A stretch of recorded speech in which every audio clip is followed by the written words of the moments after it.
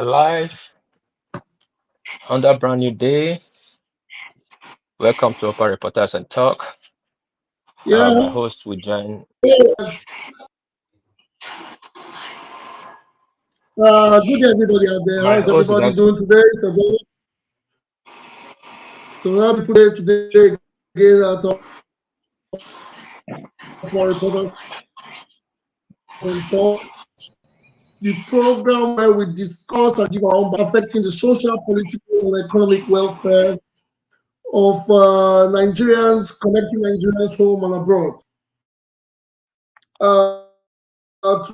Today is the 10th of July of June, the 31st of the program. Today we have exciting topics on ground across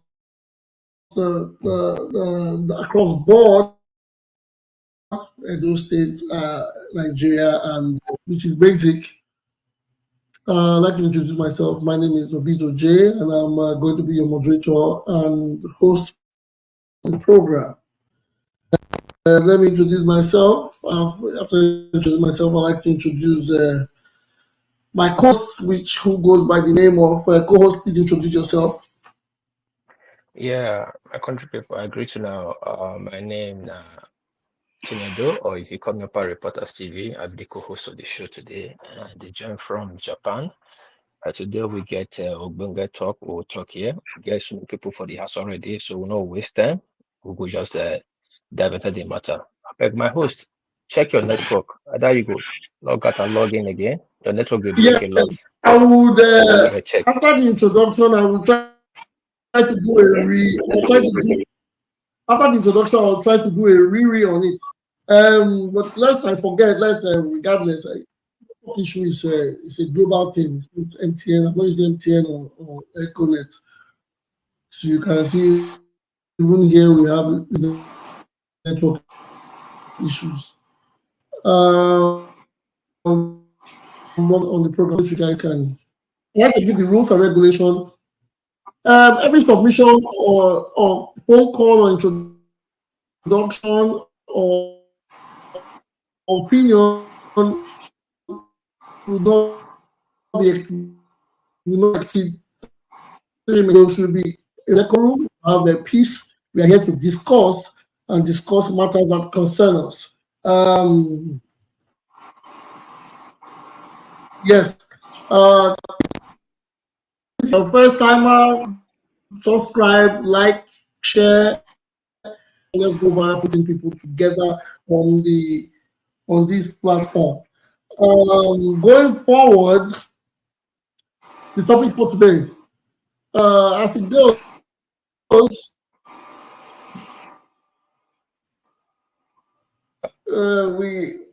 we talk about we go back to Edo first. Edo Nehikhare confirms Okaighele activities ban remain, and want to look at in depth into the candidates and their campaign and their philosophies, their party philosophies, or the party up and down. An APC chieftain, long-term chieftain that has decamped to PDP. That is on the topic, but we know how it is. So my co-host before, so I can work on my network. Co-host, please deliberate on the PDP APC campaign theory. Okay, thank you. Theory. Okay, thank you, my co-host my host. Yeah, we get some topic on ground. We get people they decamp, people they leave resign. But one great APC man just resigned at decamp to PDP in the name of Chief Francis Inegeneki, aka KBSA, which is the engine and power block for Edo Central. Now, waiting this one leave Edo Central APC 2. We don't really understand this thing shake he shake APC. The reason why he decamp, we don't know. Why he moved to PDP, we don't know. So today we will want to enter the matter. But first of all, we want to talk with people on ground. May tell us what they go on between APC and PDP. But I would like first of all give the opportunity to our new panelists for today. In name na Chiboy, make it tell us what in the on ground, because in the on ground. Chiboy, on mute, may tell us what they go on for Edo State. Thank you. Good evening. Good evening, we greet you. Yeah, good evening from this side. Mhm. This is the first time I'm joining you guys. It's a nice one and it's a good one. Kudos for this kind of platform where we express our mind and say things the way we see it or understand it. In this election, we have three political parties majorly. We have the APC, we have the PDP, we have the Labour Party. Then we have other parties also in context. But as we dey look am, the both sides, the APC and PDP, that are sizing up themselves. The PDP, the cross carpeting is on both sides. On this side, and which is the normal things that happen with politicians during election year. You see a lot of cross carpeting and movement. On the issue of Kabiyesi, I've been trying to follow it up because I saw it online that he has resigned from APC and the letter was made available on the internet. But that same yesterday, there was a counter this thing from APC people. They are online warriors too. They came online to show that the APC candidate has gone to see him in his house. They snapped a picture when Kabiyesi with Akpami's, the APC candidate were sitting together. That all you people that they have settled everything is an in-house issue. Well, we have not seen right now, we have not seen any other letter writing back to say, okay, I've decided to change my mind. We have not seen any of those kind of letters on internet. And he, from what we on ground saw is that he resigned from APC. He has not said that he has moved to PDP. Nobody will show you that he said or declared that Kabiyesi has moved to PDP. He has not said anything. That is what we are seeing, and that's what is on. That is what I have seen, or what I've been information I've been gathering online and all these things at the moment. So I can't tell more than what I don't know. Then, Hold on. Sorry, Chiboy. You say hmm? APC goes here for house. Which is I see the picture too. And again, you say he never write on that letter talk say he don't go PDP. Or they just He settle never around. write. He never write letter saying don't go PDP. Okay, it's interesting. And Very interesting. he resigned from APC. If he go NPP, if he come busy at the end of the day, he go work for Labour. Nobody know where he go. You understand? He only resigned. Right. That the reason why we're saying this thing is that we have two major political gladiators in this election, or we call it three, but two major forces that we see. You understand? Which is the APC and the PDP. So right now, he has not said anything that the moment anybody is leaving APC, they will tell you he's going to PDP. The one that is leaving PDP, they will tell you he's coming to APC. You understand what I'm saying? So this is part of the whole thing now. So nobody can say that okay, he has resigned from the party. He has not dropped a counter letter that okay, I'm big since the APC gubernatorial candidate has gone to see me in my house, I've changed my mind. No letter to that effect. And no other letter to show that I'm moving to PDP.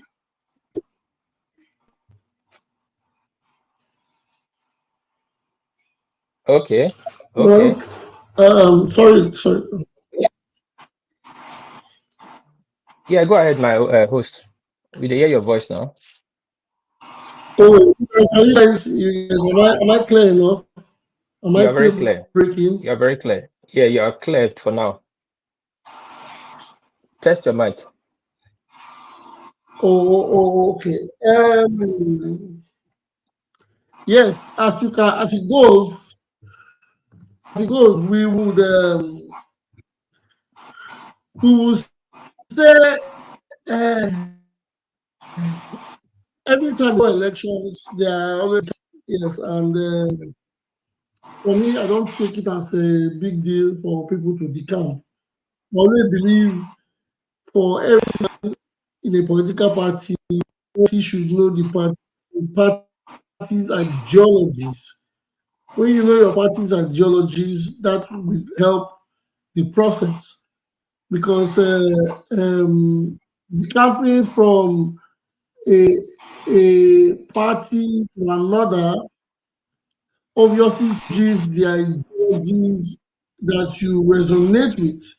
So if a man says he wants to change it might be for certain reasons. He's not the first person to decamp or leave the party. Let us get it right. Some people are saying he has decamped, some people say he just left the party, but well, that's politics. I don't see we good there as a we have it here as topic, but honestly, from the depth of my heart, it is not anything special. I don't think it's a big deal. I don't think it should be headline. Yes, he might not be happy that things are going on. He wants to. But are people supposed to have are people in political parties because of the way they want it, or is it because of the way politics should go under the umbrella of democracy or should go under the party's ideologies? These are the things that we should be very, very, very aware of. If you tell us you don't like what your party is doing, is that not your party ideology? Before you join, did you read the scroll, read the scriptures? So that's why you're in the party, or were you in parties before, etc., etc. I'm not going to I take time. think Today, I'm going to try to be brief with all our topics.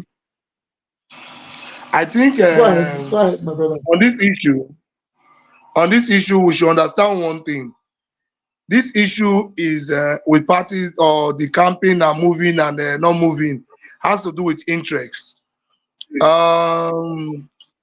What is things personal interest?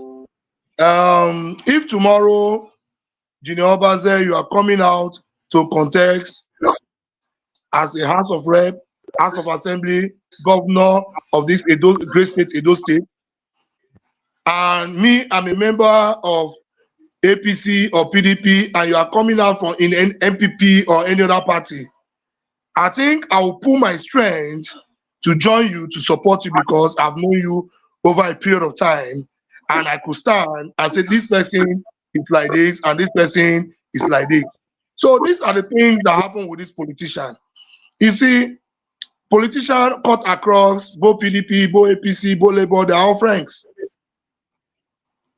True. They're all friends. True. They're all friends. They sit down. They're all friends. They have just common. Just that what is dividing them is party line. The party line is something that is dividing them. But if you look very well, you understand they're all friends. It's just area of interest. So these people moving and removing. And I should tell you one thing: in election here, there is very funny things that happen. You know, it is part of politics. Then the politicians will tell you, this is politics 101. Some of them will be bold enough to move. Some of them will stay in the party and work against the party. It's part of their traits.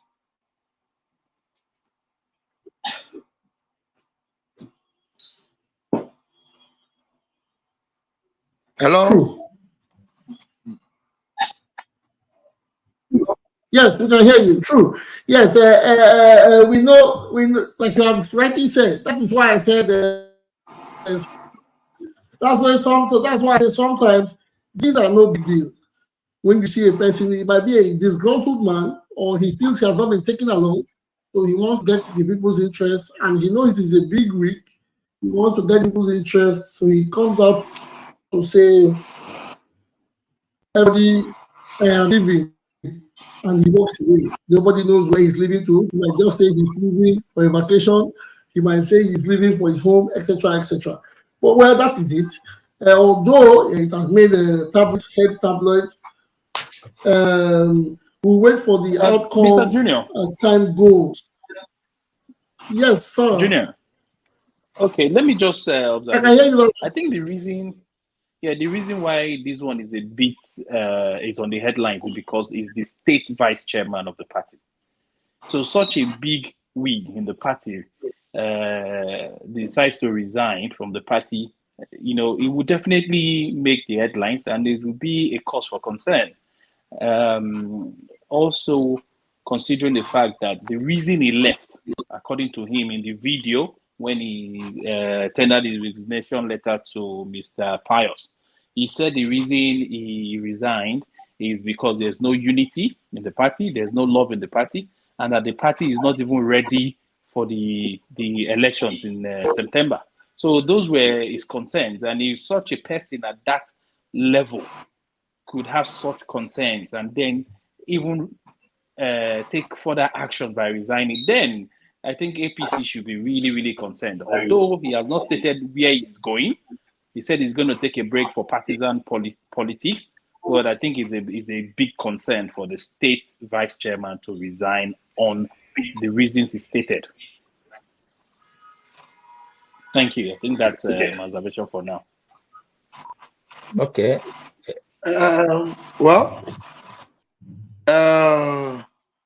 Resignation of politicians is something we should understand, that they come up with different excuses.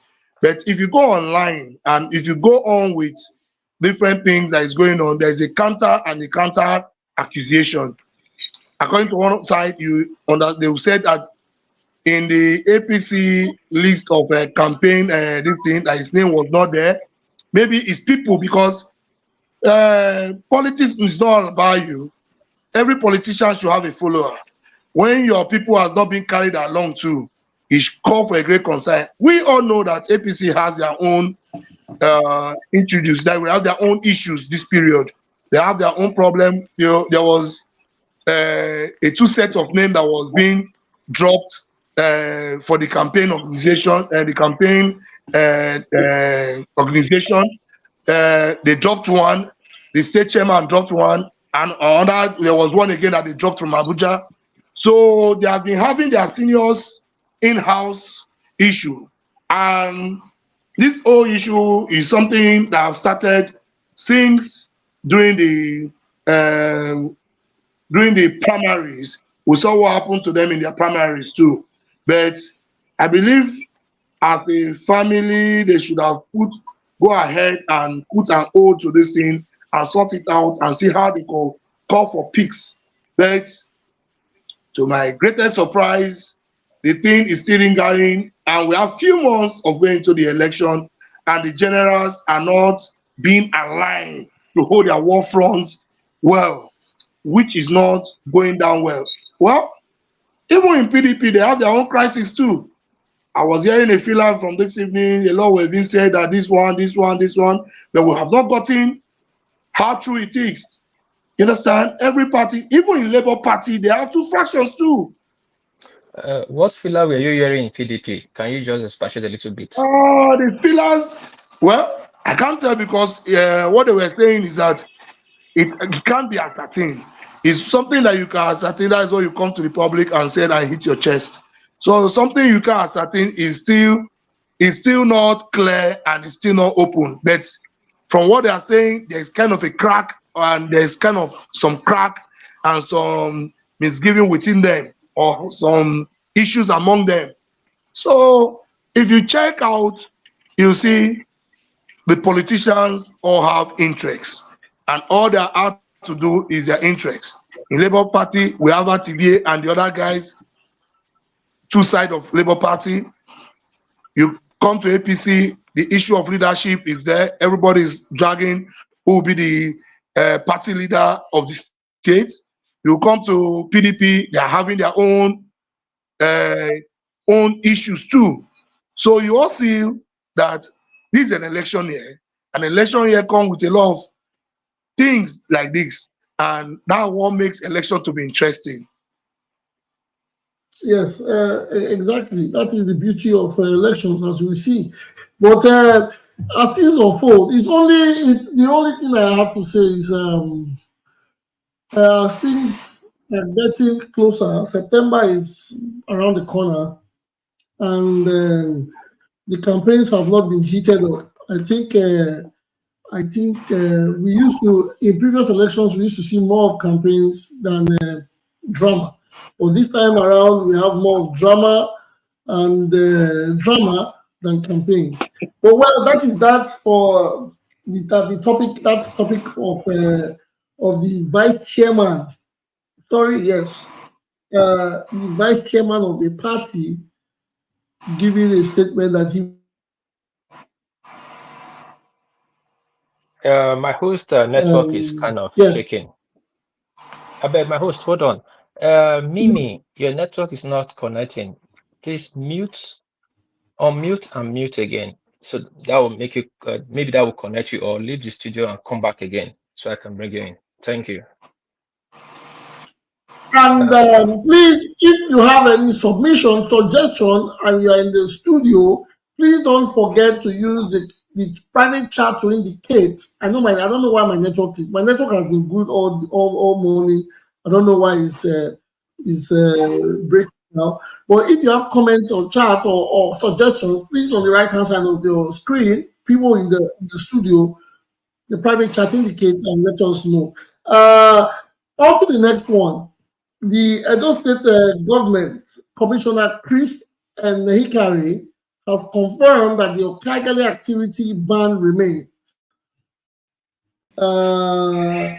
This is issues relating to insecurity in Edo State. I don't know. I know the insecurity. There have been issues in the Edo State regarding security, and it was caught according to how they say caught related insecurity, and now somebody said or Odiano says abeg wetin be Okaighele. So my co-host, please could you explain to Odiano say what Okaighele means? Sorry, Ojano said. Just Okaighele means youth leader for community. Just like as we get a John Worry for every street, every youth, all of us now Okaighele was first the Okaighele. Egele mean youth. Okai mean the leader. One must be leader for the system. Yeah. Thank you. Thank you. Thank you for the explanation. I wanted yes, thank you for the explanation. That is what it means. So there's been a ban on it. I don't know why. It only takes a man on ground to really explain to us how this happened. But the ban they say the ban remains. I hope it does not affect the elections coming in. I hope it is not political. I hope it helps in the sanity of the land. I hope it helps for peace, for peace in the land. Whatever at this point in time,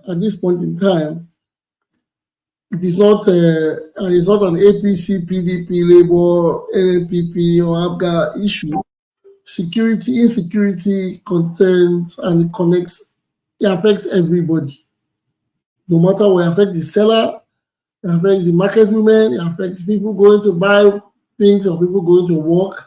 And when it breaches the walls, it affects families. People lose their loved ones.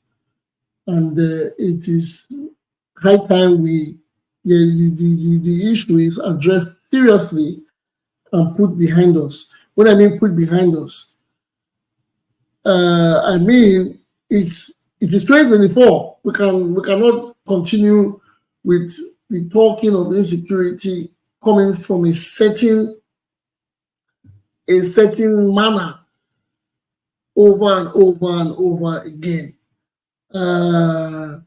We all know what we are talking about here. We know what the story is. Sometimes a lot of people don't simply tend to understand because they might not be rooted in the matters. But whatever it is a collective thing to put. It is a collective thing for us to work on. Security is paramount. We have businesses. We have children in this society, and what they see is what they learn. What they see is what they want to be a part of. We must put heads together to put that behind us. Now to the other topic again. We are talking about the Edo State governorship elections. We have to an in-depth look into candidates. Yes, candidates.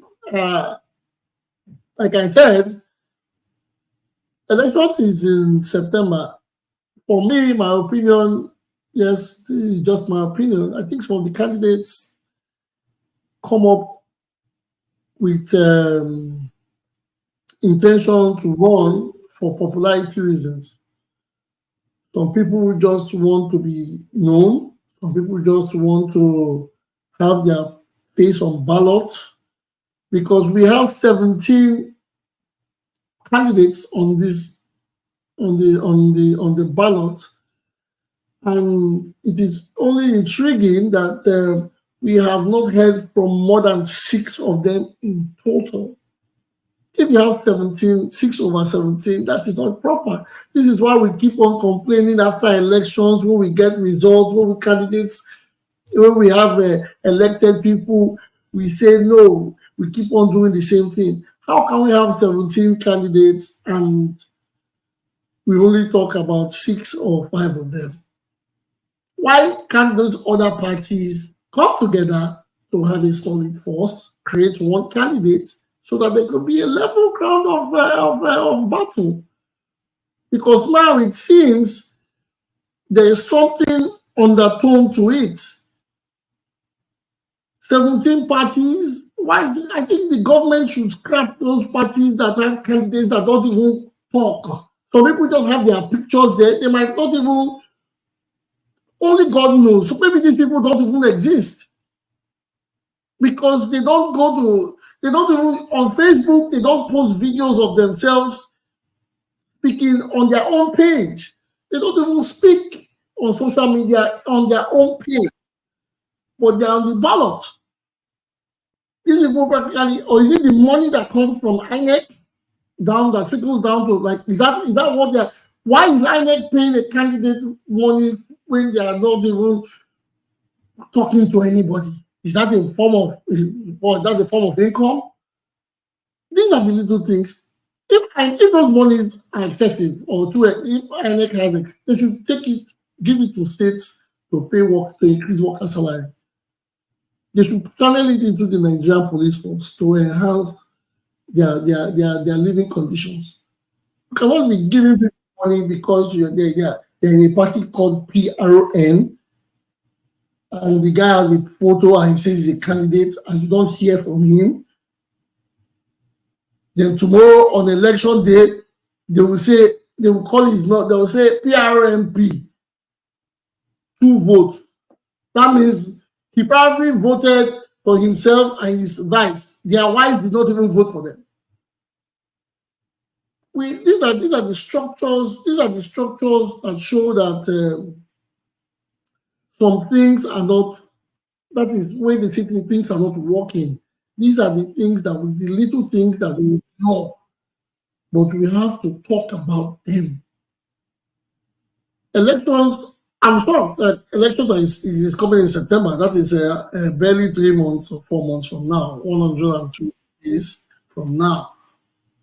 And the whole dynamic has changed. There are no rallies. Everybody's going on social media and internet and Twitter. People go to tell us big dreams. There are big dreamers everywhere. There's been more campaign abroad than in Nigeria.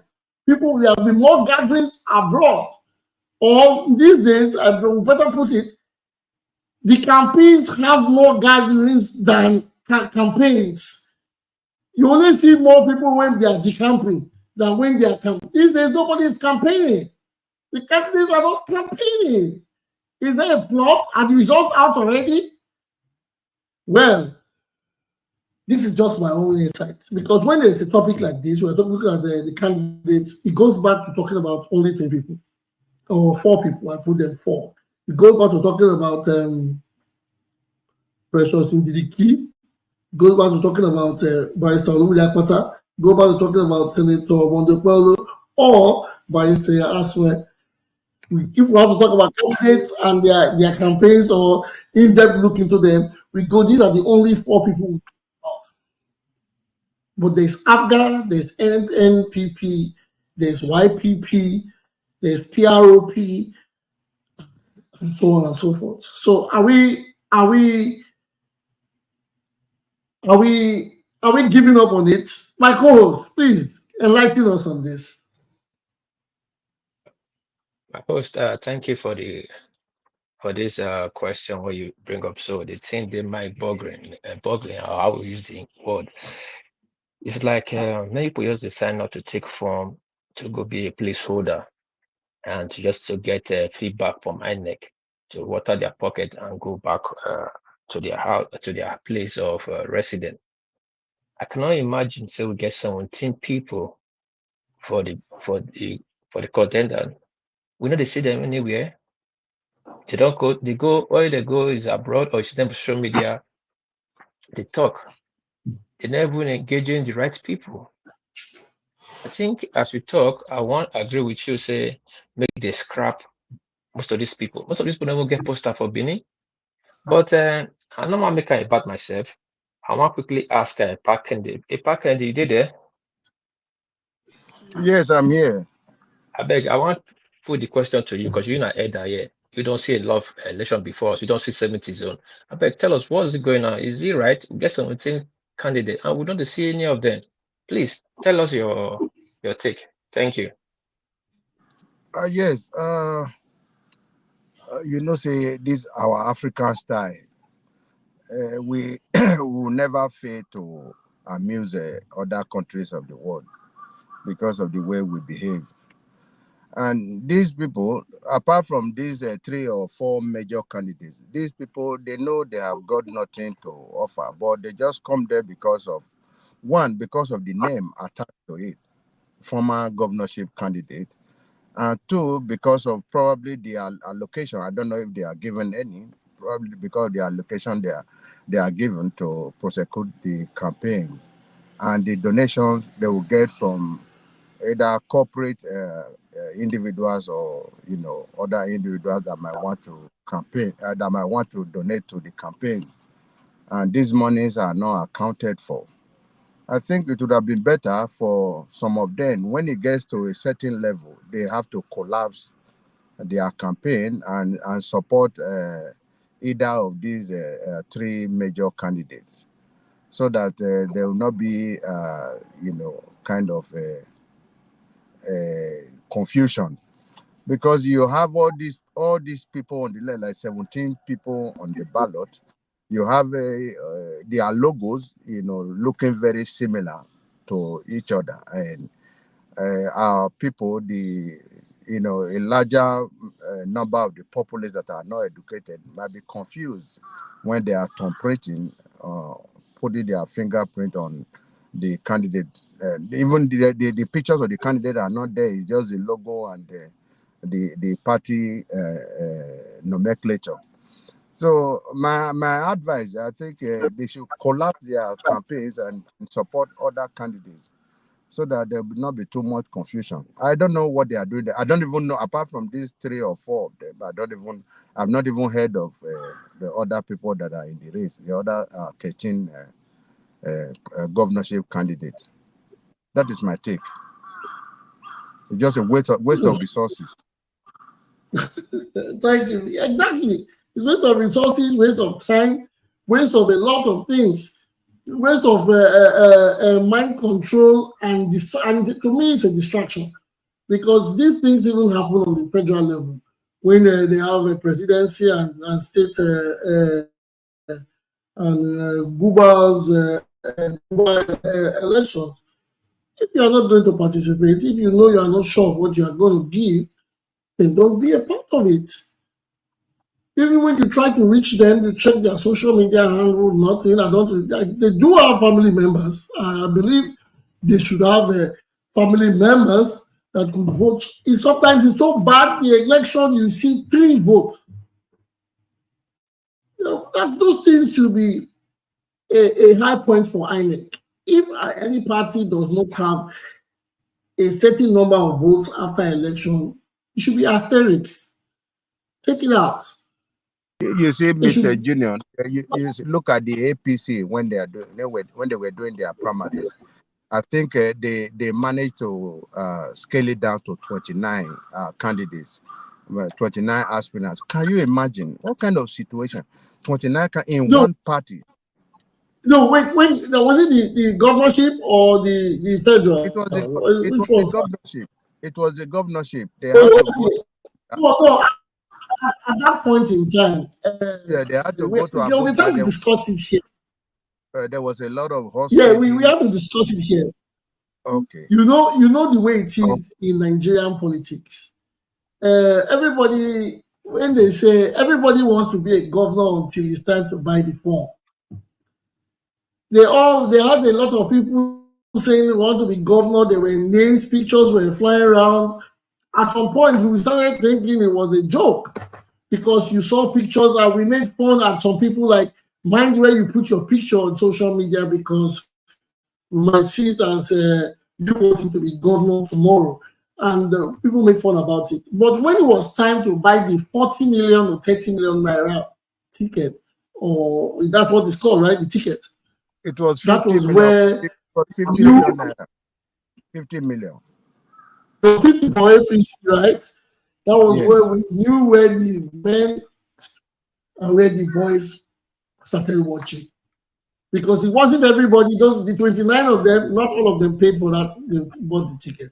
A lot of people, some of them even went as far as going to talk on TV and social media. They had billboards, but they hadn't bought the tickets. So that's why initially I said maybe it was to gain popularity, even in the major parties, in the major political parties. If you don't buy a ticket, don't make a billboard. Don't do tickets. You need to buy a ticket first before you start going to television to tell people you want to be a governor. Because it makes it look like, I'm not saying anybody cannot be a governor, good, but it makes it look like it is now for anybody that is not for serious people. I'm just saying, that's my opinion though. But this is a very, I don't think for this serious matter that it is. If you're not going to, if you know that you're not sure, then go about it. But Nigeria election will continue. So going on the in-depth look at the candidates. First of all, the major topic from all the candidates so far is still from Barrister Olumide Akpata. About his billboards that were pulled down. That story came up last week, but the story came and died. Now we haven't heard on the aftermath. Was that weight loss? Was that a distraction? What was it about? Have the billboards been put back up? Or it has the story, or is in court? Because we know this is the ex-president or the former president of the NBA. He has more facts or more, he has more books or more knowledge about the legal system than any other. More, I'm just saying, because he has been there, he's done that. So now, has his Have they put his billboards back up? Those in Benin, have you heard anything about that? Or because he said he was going to take action and he wasn't going to give them space. He does look for rubbish that he wants his billboard that he has paid 6 million naira for back up there. So I want to know from the people the people around the house, if the billboard back up, or that was just to make us sit up and realize that he has not been quiet or he is still in the race. My co-host, you are the person that I will ask more for these questions. Do you have anything to say about that? I don't think the billboard is up. No, I think the billboard is already it's still there. I think that is how Bust slows certain things down, brought awareness. So probably they are trading with culture now. Because for that video, he said next in big board, made go bring out that in dare them. So he was jeering them after that. So I don't think anything don't happen after then. But my host, He said they no, took down. is that He said they took some down. He said they took some down. yes, they took some down so He that they said they make took that some down. Yes. so that they make that So outburst. the one that they took down like paid for, so they put it back up. That I don't know. But Moku asked Odianose. Odianose, I beg, unmute. You did there? Yeah, good evening, everybody. Tell us about the big board. Thank you. Good evening, my brother. Yeah, well, I don't know much about the billboard, only from the normal happenings in the internet space. But I don't see. I think that is just a smear campaign. I don't know why people are raising a fuss about it, because it's almost normal. It's the way we campaign in our Nigerian politics. So and somebody cowardly taking down the billboard from another candidate does not give you more credence or make the other person less cool. So for me, it doesn't. I think Olumide is overflogging it. For me, I think he's just trying to get public attention and sympathy. He's overflogging it, because if somebody takes out the billboard tomorrow, what are you going to do? Who are you going to arrest? Who are you going to hold? Because the person is not going to do it in the open. They're going to do it at night. So use daring people to take down. I think it's just PRO. Thank you. Okay, thank you. Who never talk? Beg, Sarah, unmute to make you. I want to ask some specific questions. Sarah, you did it? Okay.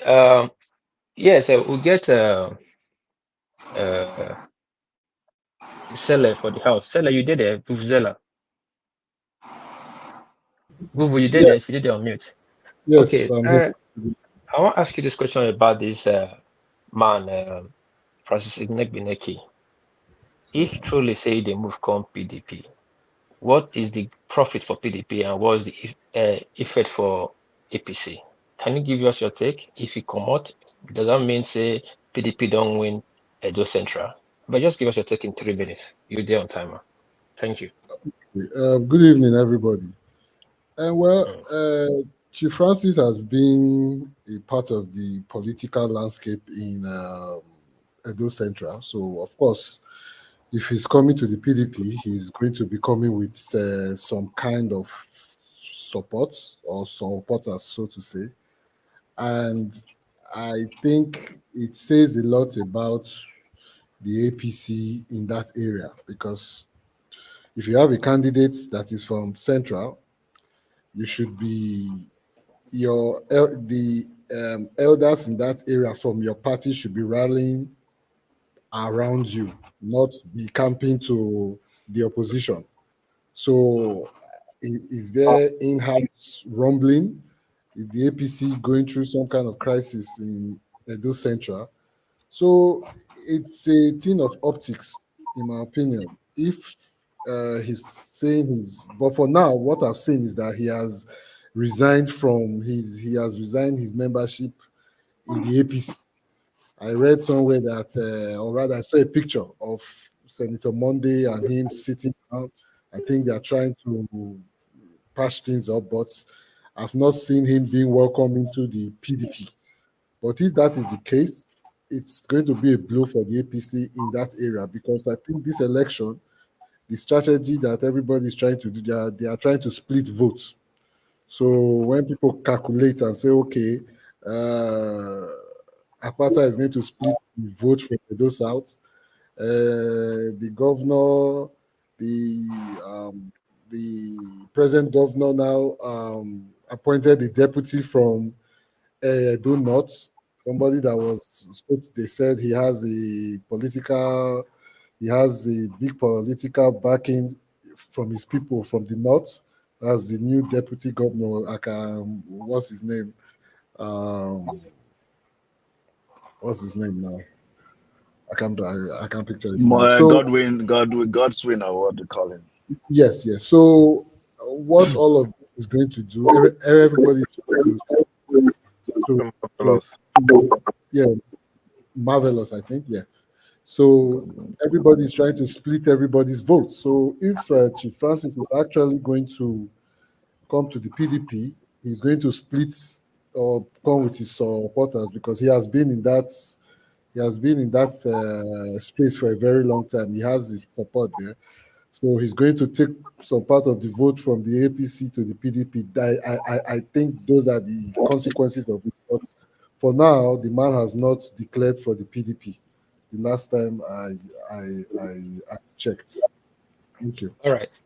Thank you. Well, good submission. But may I ask this question? Just this question. Do you think it's not because of, say, they're not included for campaign team or campaign council, meaning money instruction?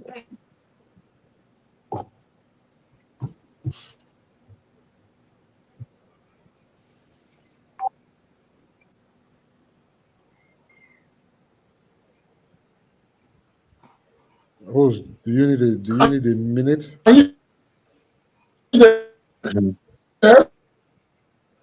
No, I think he's attending to some. Are you there? Yeah, I think he's attending to some Okay. family. Okay. Like he was saying. Well, for me, I don't.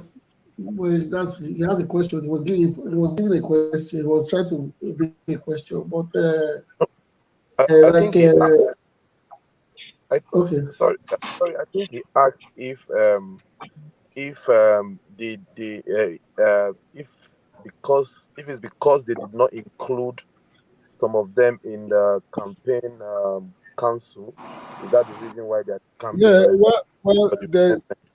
There's always going to be a reason for members to be disgruntled. So if he feels him and his followers or people from his ward, they are not being carried along, that is going to be one reason. But I don't know if I don't want to start saying financial gains, because we don't want to start making such allegations. But if he's going over to the PDP, what exactly are they offering him there that he wasn't offered in the APC?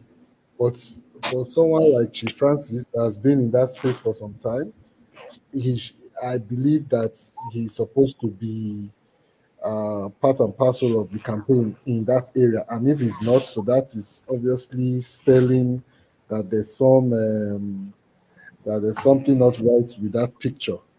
Because all this time, I think he has contested in the past as well, for I think for federal house or something. I'm not too sure, but for Senate, good. Yeah. So a man that has tried his hand in the ballot as well, I'm thinking that, okay, if the ranking senator from that area is going for governor, he should be carried along. And if he feels any kind of way that he's not being carried, I think that should, for politicians, because it's all about their own personal interest as well. That should also, that can be a reason why he's saying, okay, I might as well go and try my hands somewhere else where I will be relevant or where I will be put in the mix. So yes, to answer the question, that there's a possibility, but all we are just doing is speculating. There's a possibility that that might be the reason why, but it's still not a good look for the APC because What if you about don't, the party ideology? Because before we talk about individuals or where they lean, or he has been a member of the party for a while. What about the party ideology? Because sometimes you hear people say, no, it's not about the candidate, it's not about the moves, it's not about what they do. The party has an ideology, the party has a standard. Does he put the party ideology behind him and say, or he believes the party is not working on their ideology, that's why it's moving, or because I don't want to believe he's moving for financial reasons. I don't want to believe so because even if he goes to the PDP, there are a lot of people there in the PDP that he will have to meet in line. You know what I'm saying? If he says he's leaving his party, then what about the party ideology that he's leaving behind? Or is he going to take that to another party or he's going to change his mindset entirely? That's my question. and the one of the issues we have in this country is called the internal politics of our political parties. There's a problem there because these parties, like you said, there's no ideology. We don't know whether they are what's it called, progressives, whether they are conservative. We don't know which party is a progressive party. We don't know which is conservative. We don't know anything because if you say I am part of this party, okay, let me use an example. The Labour Party, for example, is supposed to be a party for the Nigerian workers, so to say. That is supposed to be their party. So when you go into the Labour Party, you should take if you're a member of that party, you should take some of that ideology in there. Oh, I believe in common man. I believe in them. Every laborer should be paid their wages, that kind of stuff. But you see somebody leave that party, run over to another party that's all about big government and big spending and all of that, and nobody asks, okay, Oga, what do you believe in now? You don't believe in that anymore. So our parties don't have no ideology. It's just individual thinking, because or rather, our party has ideology, but the politicians in the party don't believe in the ideology. Let us not believe because there's an ideology. It's just the politicians that jump around and believe in anything they jump into. No, but let me say this, right? If there's a party ideology, before you take anybody in, won't you see if the person you're bringing in meets the standard that you've set for your criteria? Your criteria for your members? No. All they want to know is how many followers or what you're bringing into the party, because we've seen where people, this election cycle will be in one party, the next one they'll be in another party, then further down the road they are coming back. I mean, so how do you absolve somebody that you don't, last election you said you did not agree with him, all of a sudden this election you now agree with him? No. So the parties don't have an ideology. Whether they are not enforcing it. So if you're not enforcing it, then it's as good as toilet paper. So what's the point? So I said parties don't. No, nothing. I'm just reading what somebody said on YouTube. He said parties. Elegosa Ayanyo said parties don't have ideology, but driven by personal interest. Parties have ideology. The politicians in the parties that are driven by personal interest. For whose? Do you know that? do you know that somebody wrote there, and I think I agree with the person. Nobody has brought out a manifesto yet. Yes, that No. is what So, we about. so Okay, go ahead. so if the parties have an ideology and their candidates are not even bringing out manifesto, something just on the paper, unless let's even read it, then the parties don't have an ideology. You know why? Let me talk about the manifesto thing, because we have talked about it here over and over again. The reason why I believe manifestos have not come out like previous times is because even the previous candidates of previous elections, I think they did not read their manifestos. It was just a booklet, maybe a photostat or a printed document that they brought out that they know the people don't read. Now the people are waiting patiently to read the 300-page manifesto if you have it, so that questions will be asked and you will be held accountable afterwards. I tell people all the time, Edo is unique. Edo is a very unique state.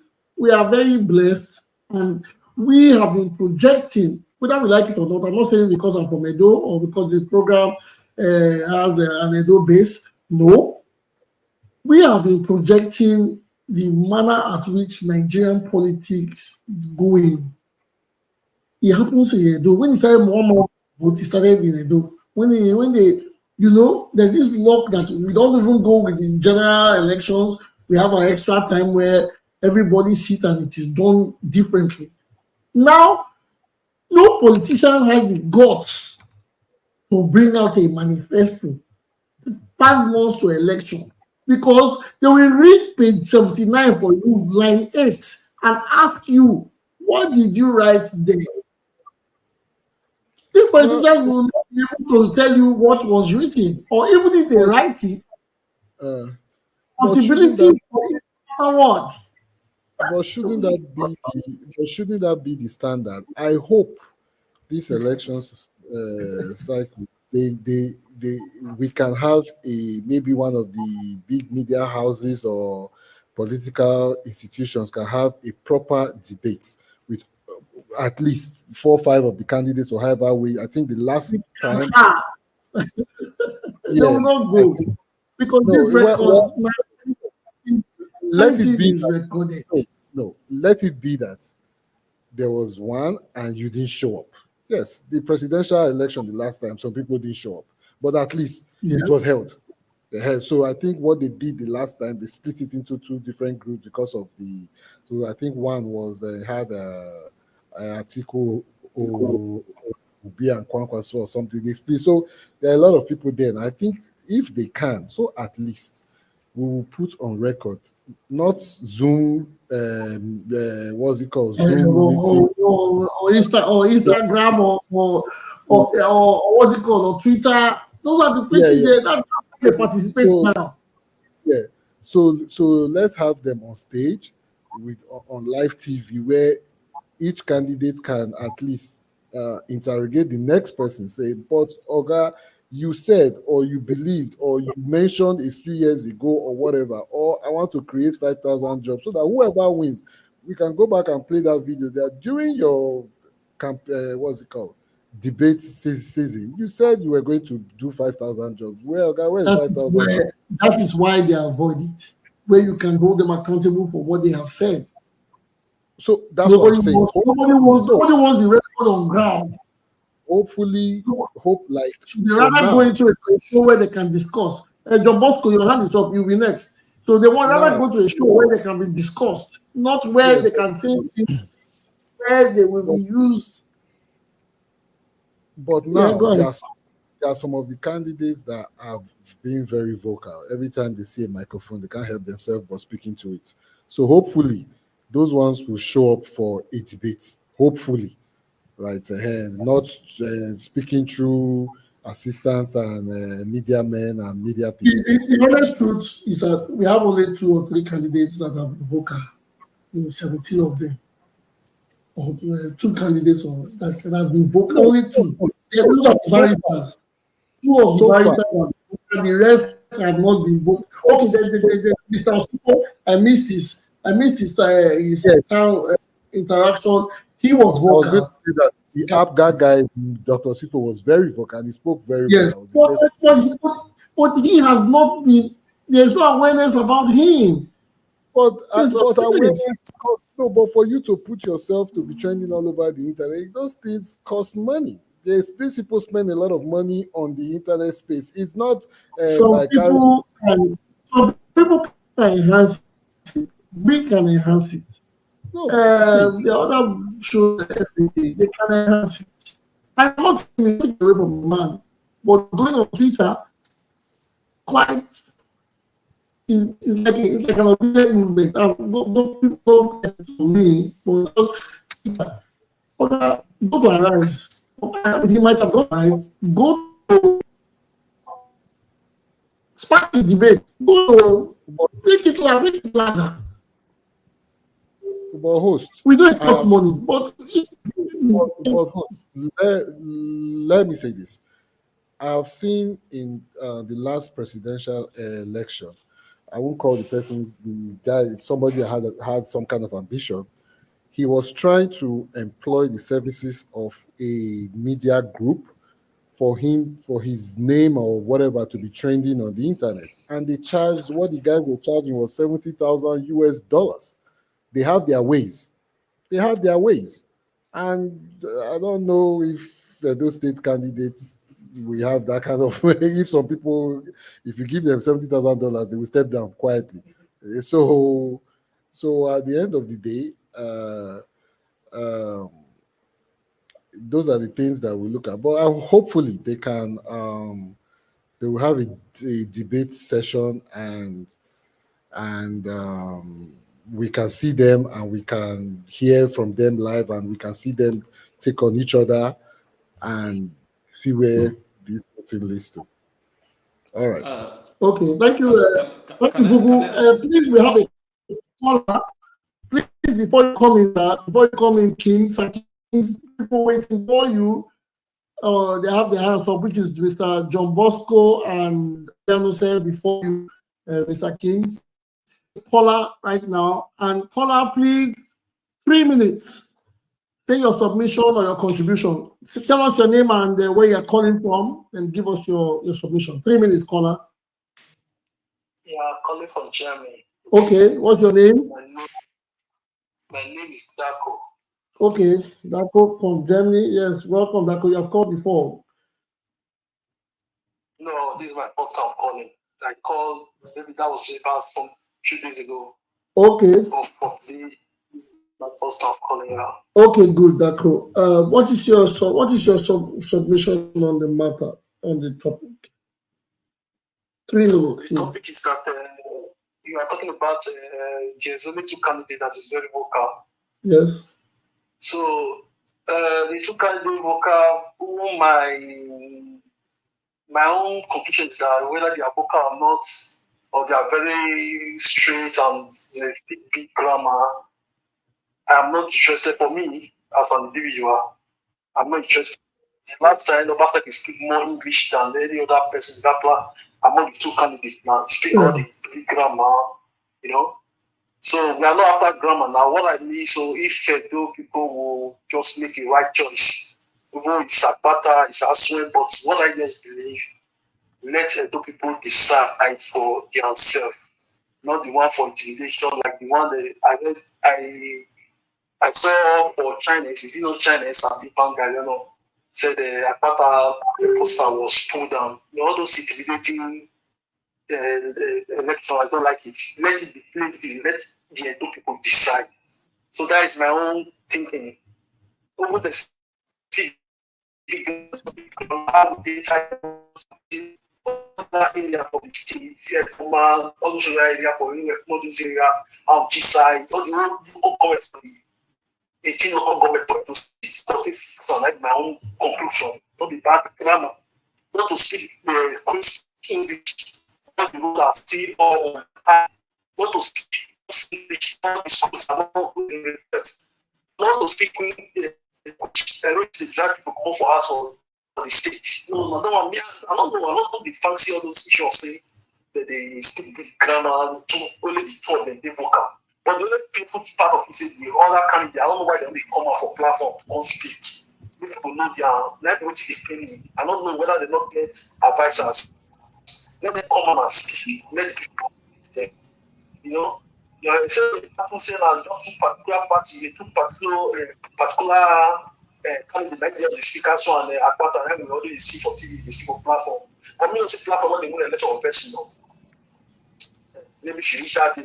My partner would watch platform. As my father, I would reach almost 2 years when they watch platform. Now look the young, the Gen Z and the others, then they watch platform. You know, like all from 60. Now 30 seconds. 30 seconds. No. Okay. Thank you. Now, so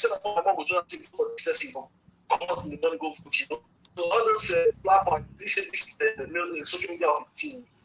Now for the young child, then you feel you stay in line to say, "Una go vote or say una go vote for." But like those one of 50, 60, all those see me, mama put all those mama from all those area. I don't know they don't get that much to go watch that. They don't get that. So now I don't listen to those. We just stay ready for. We they make noise and of which say. You know, more than what we make. I always did is that probably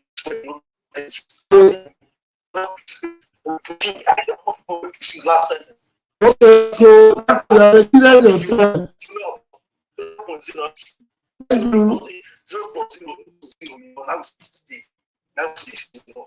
all right, thank you for calling. Thank you for calling that call. We cannot have 3 minutes. Thank you for calling. Appreciate. We cannot give. Yes, so that is coming soon. You too. Yes, thank you very much.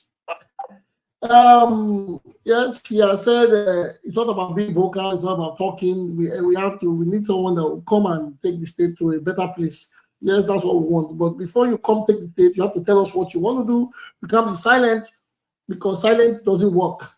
If you have to, if no matter what, just come and tell us what we can hold you responsible for what you have said when you were campaigning. That is the reason. Everybody cannot sit in their homes and on election day we expect to go and vote from anybody we think or admire. No. We have to pick out from those who have something to tell us or who can show us what they can do. Next is John Bosco. I don't know if John Bosco is there. Are you available, Mr. John Bosco? Yes, Mr. John Bosco, sir. are you there? Yeah, I'm here. Can you guys hear In me? 3 minutes? Yes, we can hear you. Because you kept me out there for too long. I almost forgot my train of thought, but maybe I'll just go along with the manifesto thing. I think the manifesto in Nigeria doesn't work because I remember in 2003 elections, 2023 elections, they all use manifesto, and what are we seeing today in Nigeria? It's not working. They don't use it, and nobody holds them accountable to their manifesto. So sometimes I think the manifesto to me is a waste of time for them to come and read up something somebody wrote for them. At the end of the day, when they win the election, they don't even go with the manifesto. They go with whatever they want to go with. You know, like for the debates, I would like them to come and debate. But the last election, somebody did not debate, and at the end of the day, he won the election, and everybody was clapping. So all these things are just part of why the system in Nigeria is not working, because we, the voters, allow it to happen. You know, if you don't come to debate and tell us what you're going to do for us, so how would you run a state or run the country? We can't even hold you accountable, like Vuvuzela said, because whatever you say on that debate is what we used to hold you accountable in the next election. You told us in your first term debate that you were going to do this, and that, but you never did all that. But they don't do it, and nobody holds them accountable. Then for the political parties, I think what they should do, they should pass a law and have only 3 major political parties that people can join. Because having that amount of political parties is waste of money, waste of time, and waste of resources for the country in general. You know, so if you want to have 3 major political parties, have 3 major political parties that people can join.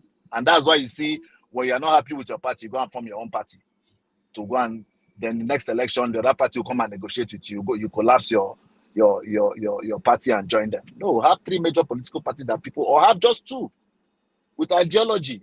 Like in America, they have 2 political parties. In London, they have 2 major political parties that people join, and they have ideology. You can't just wake up and say, I'm leaving my party because whatever and whatever did not favor me. I'm going to then the next after 2 years of the right party, you go back to your party again and say, "Oh, I'm back. I'm Whoever back wins, home." And they welcome whoever you like wins, some you go. like If you they win understand. here, you go here. Thank you. I remember one. I think it was the now Senate president. He said, "If I ever leave PDP, let me die. Let me this happen to me." He left PDP, all of them. So all these things about these parties, is for their selfish interest and gratification that we get for themselves. They're not for the interest of the country because these parties don't have ideology. That's my take. Thank you very much, Mr. John Bosco. Yes, I appreciate that. Yes, I appreciate the information. You don't want manifesto. Manifesto doesn't work like you said, and the political party should be reduced. I think there should also be a law that the campaign should have a bit of suspension. If you want to leave, not even a bit of suspension, they kick. You will never come back to politics again.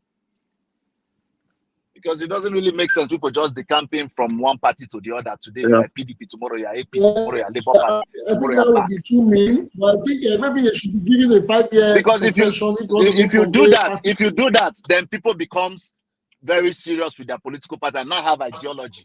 And say, if I'm going to be in PDP, I'm going to be strong. Yeah, I'm going to be in PDP. If they can be loyal to their confraternities and their cults, then they should be loyal to their political party. Okay, yes, I think that's the reason. Because if there's no consequences for the campaign, people will keep the campaign. All right. Yeah, true so, and true so. Mr. Adriano said, "Thank you, Mr. Bosco. So, are you ready for submission?" Yeah, thank you very much. I'm ready. Yeah.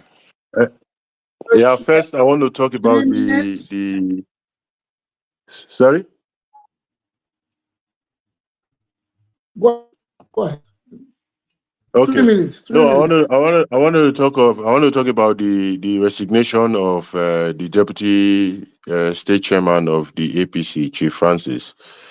Yeah, I think for me I would say I'm on the fence in this because it's bad for the party because Chief Francis, I think Chief Francis is a founding member of the APC because he was before he was in the AMPP before the merger. So it's a blow for the APC that such a prominent figure with all his clout and followers is resigning at this crucial time. But for him, I don't know if he is coming to the PDP, as much as it would be an advantage, for me, it is not. I don't like such. I'm not a fan of hopping. That I call it this. That's political prostitution. You just jump from here to here. We're talking of political interest. We the people, what are our interests? People say people decamp from one party to the other because of their political interest. And we the people that vote for these politicians, what do they consider our interests? So I think people clamoring for there should be a complete ban from politics for decampees, I think is a good one. It makes sense. It also gives the election process. It makes the election process more credible. And also in regards to these political parties, I also say, like I said in the chat, it's a system problem. And we are a secular state, and we cannot be. We are trying to practice multi-system of government in one, like a presidential unitary system of government, where you have multiple parties, but like the American presidential system of government, you have two parties. You are either red or blue. The campaign is not. You don't. I don't. It happens. Maybe it happens, but it's minimal. Because you are either red or blue, and this comes from history, from family lines. They are either red or blue. If you have ideologies, you change you have to make the change in your party, not the campaign from because. Sorry. You have 30 seconds. 30 seconds. Yeah. So I think the state should try and make it a two-party system. because that's how we've always been from time immemorial. All other parties, like I said, they are all regional. APGA, Action Group in the time of Awolowo, they're all regional parties.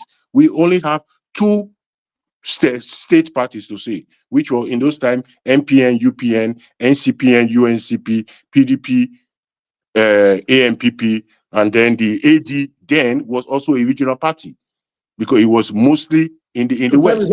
So you see, I think we should adopt a two-party system. Thank you. Thank you very much. Thank you very much, Mr. Adanose. Thank you. Yes, it's a very crucial time for him to decamp, and you are not a fan of a political party or members decamping. So, however, the ban should stay, or there should be a ban on it.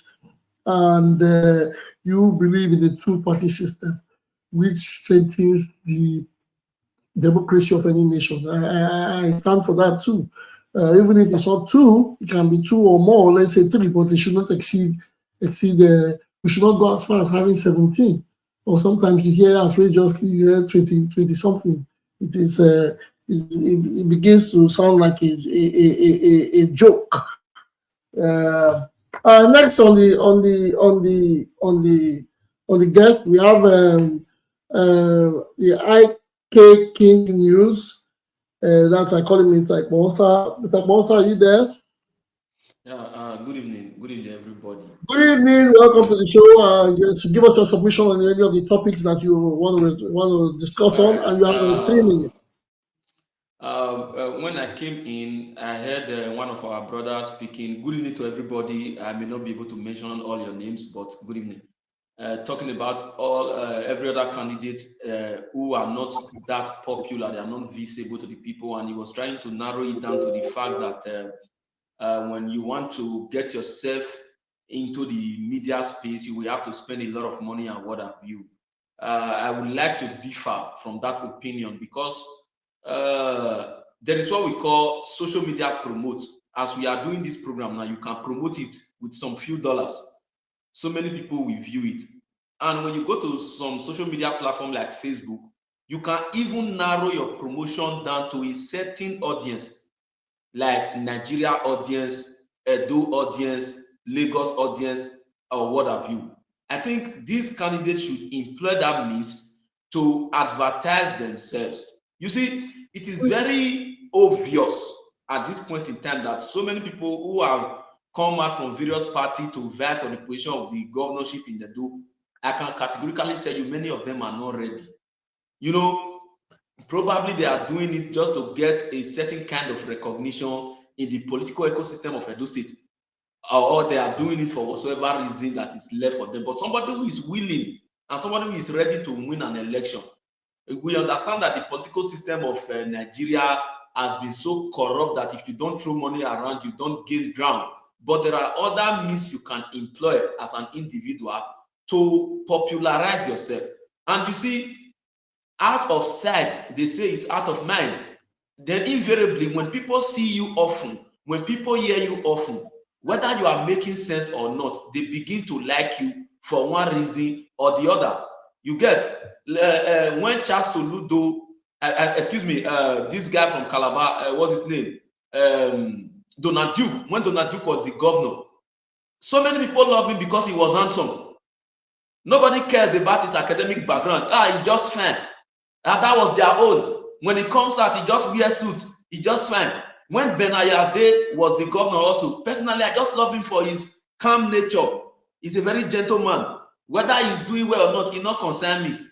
You get, like this man that dances in what they call it in Ogun State, Davido's uncle. People love him because he dances. Nobody cares whether he's talking, he's not talking, he's doing something. Osun State, thank you. Osun State, thank you, sir. You see, nobody really cares whether he's saying what have you. Even when Oshomole came on board, so many people love Oshomole because he was a workaholic. He's very active. He's here and there, jumping around. Nobody really cares whether he speaks good English or not. So I think these other candidates should employ another measure to making themselves known to the people if truly they are ready to contest in this forthcoming gubernatorial election in Edo State. Thank you. Thank you very much, Mr. Ike. Yes, I know that, but thank you very much. I like the way you emphasized on it. Yes, the more out of sight is out of mind. So, like, but we all know some of them are there for certain reasons. Either they want to gain popularity to say yes, I was a candidate, or they want to use that as a title, or like I heard, I'm not sure, I got the confirmation that I hear INEC pay money to these people before elections, so to campaign. There are some monetary gains that are coming. I don't want to believe that is why they are doing it. I'm not saying that's why they are doing it, but I don't want to believe. But again, you cannot go this far, put your posters and billboards everywhere, and you have not spoken to the people you say you want to govern. Is that how you look at the people? Is that how you see the state? But that is not for me to talk about. Anyways, we have next person, Mr. Tupo. Mr. Tupo, are you there? Yeah, I'm listening. Okay, good. Thank you. You have your hands. Up. If you want, please give us your submission on any of the topics that we have discussed, and we have 3 minutes. I think is it two topics now? One is about well, we're talking about the man leading the APC. The other one talking about the candidates not being on any platform. There are very few vocal candidates out of 17. Only right, 2, and they don't even go on a reasonable or major media house. Okay, let me just start with that of Mr. Francis. Chief Francis is a notable figure in Edo State, and if someone like him decides to resign from the party, it's something to take note. But there's something we should also understand. He's not being bullied out of the party. You get? So that is very healthy for democracy. And you can see how responsive the party is in the person of the candidate to take into cognizance the resignation letter and quickly attend to the issues at hand. That is where democracy is at play, where discussions are put on the tables and opinions are looked at, and the superior argument is adopted, But in a case where you just push the person out of the party, depose the person, do some funny things, it's autocratic.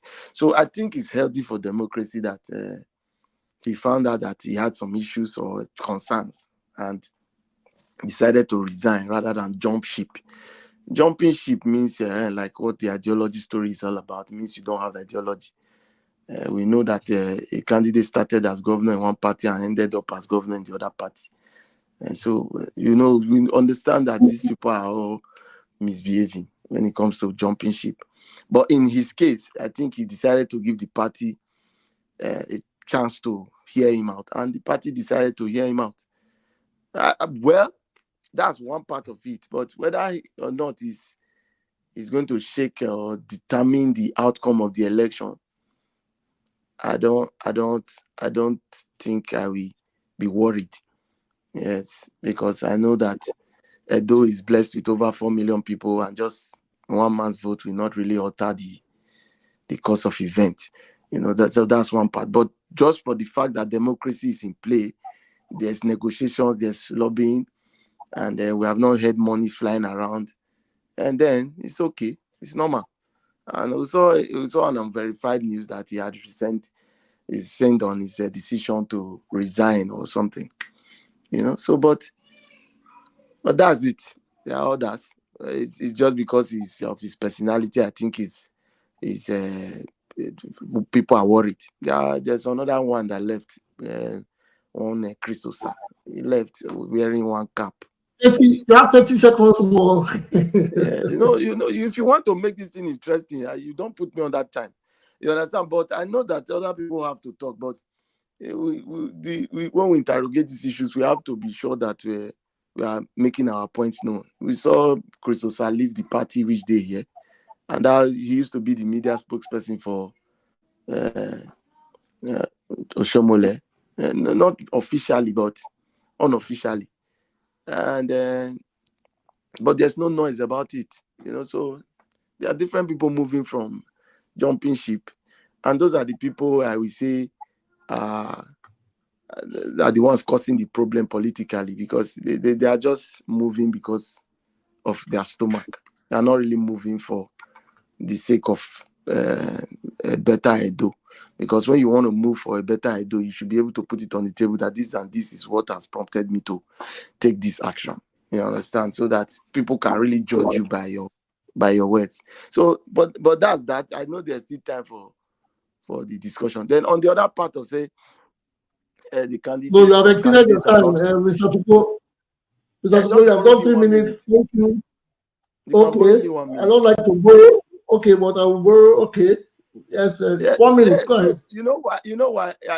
People have been speaking and they have not really said, because this is elections. So you need to be pinpointing where we are talking about. I know most of the discussion of why some candidates have not been vocal is majorly wanting to talk about the APC candidate.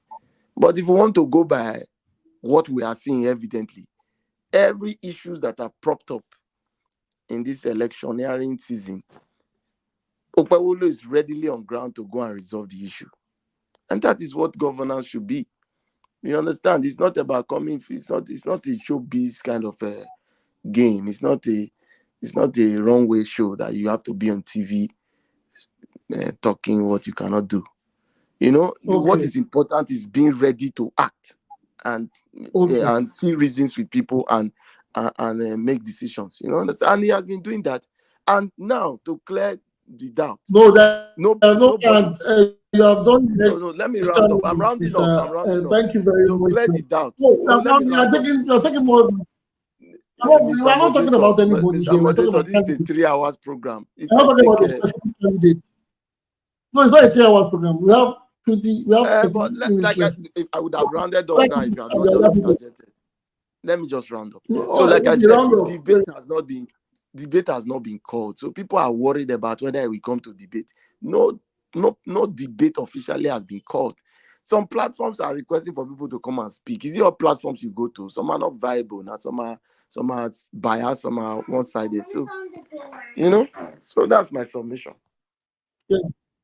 Thank you very much. Thank you very much, Mr. Tupo. I appreciate it. Yes, the people jumping really was not affect the outcome of elections. Yes, it's true. Yes, because the campaigns, this is not the first time, the big, even the campaign without reasons or without substantial reasons. Yes, we understand. And secondly, I want to make something clear. We talked about only 2 candidates being vocal. They say 2, I say 3, because I always add the PRP candidate of Mrs. Patience Inegeneki. She's vocal. She has been vocal. Yes. Barrister Lumide has been vocal. Barrister Aswagelalo has been vocal. And they added Barrister, the Abga, or is the Abga, Mr. Fipo? I don't know so well. He too has been vocal, but I said he has not done it to the limit where people have really, really heard him speak. I know a lot of media contacted several candidates and they don't respond. So we are not talking about specific candidates. We are talking about having 17 and hearing from only 3 on the major platforms. It is not a good number.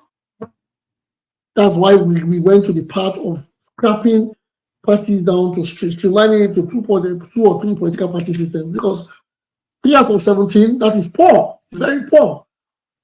Campaigns are not like we used to be.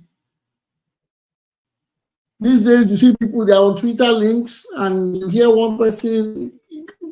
It is not like it used to be. I'm not saying things change. Yes, people evolve, things change, but I believe we are being more vocal than our candidates. Does it mean don't have plans for us because they don't have anything to tell, anything genuine to tell us. They just want to come and remain, keep the cycle the way it is. Well, I'm just saying. We have Mr. Uyi. I think Mr. Uyi, are you there?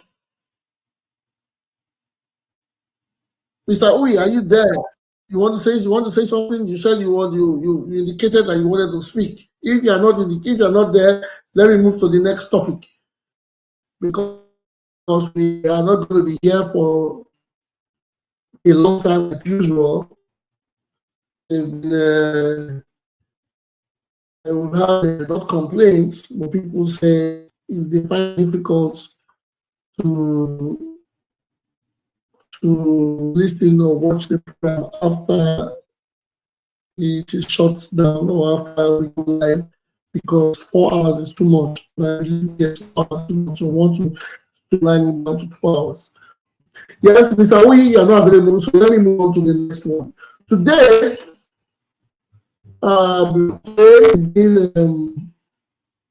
the 10th of June, a news came out, was breaking this evening, that the House of Rep proposed a 6-year single tenure for presidents and governors. The House of Rep are making a proposition for a single-year tenure for president, 6-year single tenure for presidents and governors. The question is, what is your take? This is a general thing for our governors and the president. A 6-year, one term, 6 years, not the 2 term for each. 1 year, 1 term, 6 years. So this is the question. I'm bringing it back into the House. What is your take on this matter? Well, I want to start with Osa. Osa, are you there with me? Yes, I'm here. Okay. Well, please, everybody get me around Mr. Vuku. Yes. I'll have to think deeply about it, this proposal. But according to my very good friend and Mr. Tukbo, who is on an assignment, he said is part of the report from the confab report. So it's something that one needs to digest and understand their rationale behind it. So for now, I'll yield the floor. Maybe Tukbo can give us a bit more on this. Yes, before Mr. Tukbo gives us a bit, we have a caller in the house. Caller, please tell us your name and where you're calling from, and give us your submission on any of the topics we have deliberated on today. Yeah, good evening. My name is Jonah. I'm calling from Germany, Hamburg. Yeah, Jonah from Germany. I just want to observe something. Good, go ahead. Concerning, because we are watching the upper reporters. We like your programs, and thank you very much for all the programs you are doing. But my observation is that you set a rule concerning people who are contributing for the debate, but somebody was just trying to oversee the time, and I don't know. So that is the observation I don't have, but because it's supposed not to be. Yes. Thank you. Thank you very much, Mr. Jonah. You see, somebody from Germany has called and said I have broken the law. Mr. Jonah, thank you very much for your call. I didn't mean to break the law. I think the panelist actually broke the law, and he was supposed to just do 3 minutes for his submission, and he felt maybe I was being too harsh, but I had to explain afterwards that we are no longer going to expect to be on the program for 4 hours like we used to, but we have now streamlined it, and there are new rules. You make your submission in 3 minutes. 3 minutes is good enough time to make a submission. You can make 3 submissions. That is 1 minute for one submission. I know a lot of people want to campaign for their candidates. A lot of people want to speak more about things. Yes, this is a program for everybody to bring their contribution. But because for the time that we don't have so much on, we have to make it 3 minutes. Please, you guys understand. Maybe over time we might make it 4, but let's start today with 3 minutes. Questions should be 1 minute. Answers 3 minutes. Submissions 3 minutes. So thank you, Mr. Jonah from Hamburg. I will do better going forward. Back to the topic. The topic is the House of Reps proposes a 6-year single tenure for president and governors. What is your take? Mr. Osa said he's going to use for Mr. Tukpo, but I have Mr. Vuvuzela. I want Mr. Vuvuzela to give me his submission on the matter before I go to Mr. Tukpo. Mr. Vuvuzela, are you there? Yes. Hello. Yes, yes. We are here. We can hear you. Sorry, please. Could you say that again? Yes. Submission. No, I said we want to talk about House of Reps proposing a 6-year single tenure for president and governors. Okay. What is your take on this? Well, I saw that thing on the social media space. I don't know if it's yes, Bombanga. It's on the news. It came out this evening. It was on the news today. Today's news came out this evening. They had a sitting, and one of the group led by Kenga Ugochi, remember representing the Alto Federal constituency, proposed a 6-year tenure for the president and 36 state governors. So that is these are your House of Rep members. What do you think? What is your take?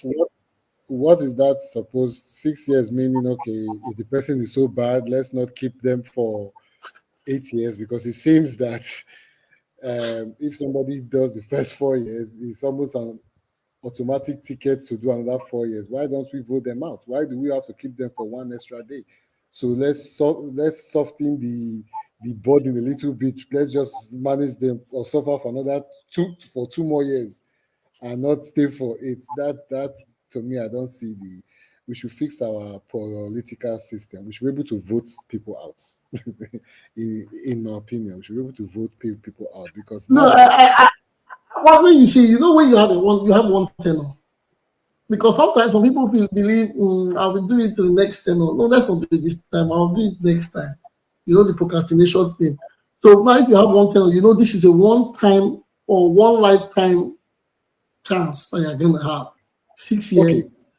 Let me put it like this. Okay. So when they do the first 4 years, right? They use the last year to campaign and try and do a few things to campaign for the next 4 years. Yeah. At least they are doing something to just show that, okay, this is what I did. If you give somebody 6 years and they know they have only 6 years and there's no coming back, God knows what they will do. So a man that is not going to do anything will be there for 6 years and just loot, and he knows that after the 6 years I'm gone, and let me 30 seconds left. Yeah, let me just get what I can take out of it. But at least when they do their 4 years, I don't think that, to me, that is not going to solve our problem. It's just going to say, okay, if we have a good governor, we're going to have him for 6 years, and if we have a bad government, we're going to keep them for 6 years. Is that going to improve their performance? Is there going to be some kind of consequences if they don't do well in the 6 years, the one term? Or it's just to change hand, let the politics change hand faster than it normally would if they did 8 years? I don't see. Okay. I don't see. Your time is up. Yeah, thank you very much. Thank you very much. The next, Mr. Uyi, we are supposed to go to Tukpo because Mr. Olstar said I should channel to people, but Mr. Uy, are you there?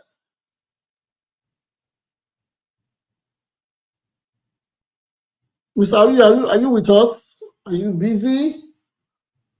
Okay, let me slide. Mr. Tupo, the one that wants to rest. Mr. Tupo, are you there? Yes, I'm Mr. here. I'm here. I noticed that the man called from Germany and said that I made an error. So I want to make amends and yield for now and give him my 3 minutes. He didn't say, he said So he I can use gave my 3 minutes for me so that I will be forgiven on the platform. So let me okay, yield so you want to yield, okay. I'm going to take for your him 3 so that minutes.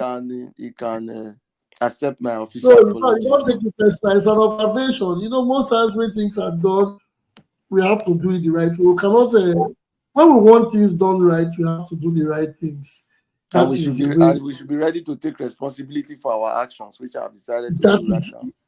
That is it. We should be ready to. We should all be ready to take responsibilities. Yes, that is why I'm yielding the floor for now.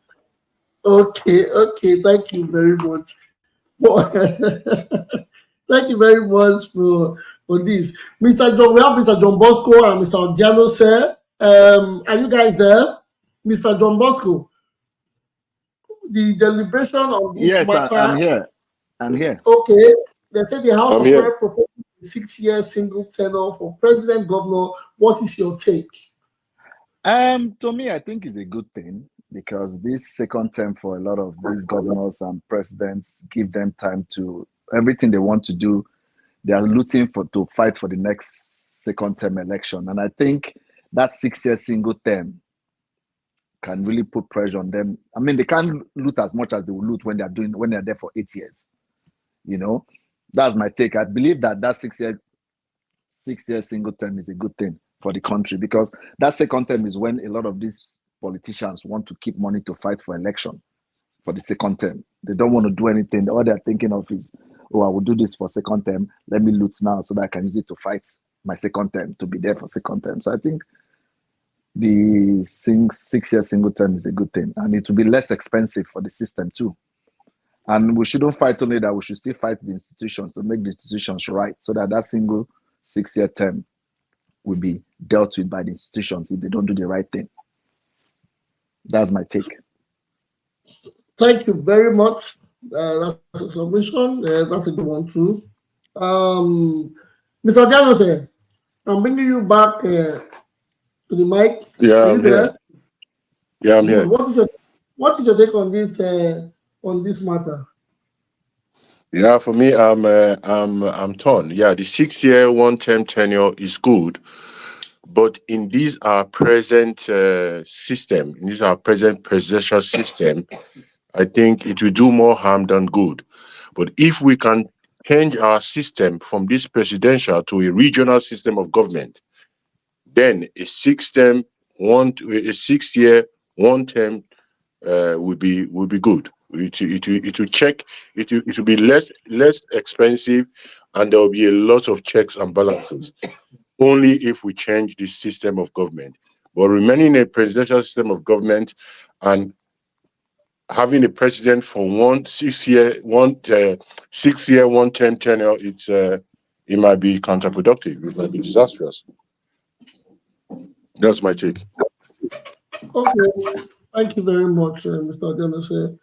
Yes, I like to believe it's a good call, even if it is a proposition. It is a good call that sometimes even the governors, when they hear this, they might realize, yes, they are not untouchables, and they will begin to think that things can truly change around them. Because I want to believe our political elites or our elected officers think they live in a different world entirely, where when they are there, nothing can happen, and it is therefore the stay, the tenor, the system is going to be all in their power. But it is good that a part of them is trying to propose a bill like this, even if it does, it's not passed or it doesn't go through, but it's fully proper that such things can put them in check. So see, this guy with like it's a joke, it can happen. So imagine if it happens. What happens to, okay, I've done my first 4 years. For a governor that has done his first 4 years, what will happen to him? They will tell him, okay, the next tenure is for 6 years. That means you cannot continue, or what, you'll be given an opportunity to do 6. Those are the things that would come in mind. So it will make them sit up and know that at this point in time, everybody should sit up. The awareness is getting closer to our doorstep. Okay, and as it is, everybody in the studio has gone. Mr. Oye, are you there? Okay, Mr. Oye is not in the studio. He's probably busy. So these are the topics for today, and these are the things where we have discussed about. Again, I'll go to the topic. The former, or rather, I'll go to the topics again. That is the APC vice chairman leads APC. We don't know for sure if it's for PDP, but they say he has left APC. Then Nehikhare confirmed that the Okaighele's activities ban remains, which is normal. Then the third, which is the candidates and their campaigns. Our candidates and our campaigns are just there.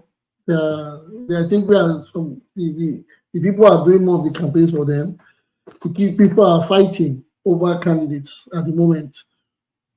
Even some are doing it for sentimental reasons. Some are doing it because they are in certain groups. But our candidates should come out to let us know what they have for us. Yes, they should come out to tell us. Out of mind is out of sight. Yes, you know that. So come out, be on our faces,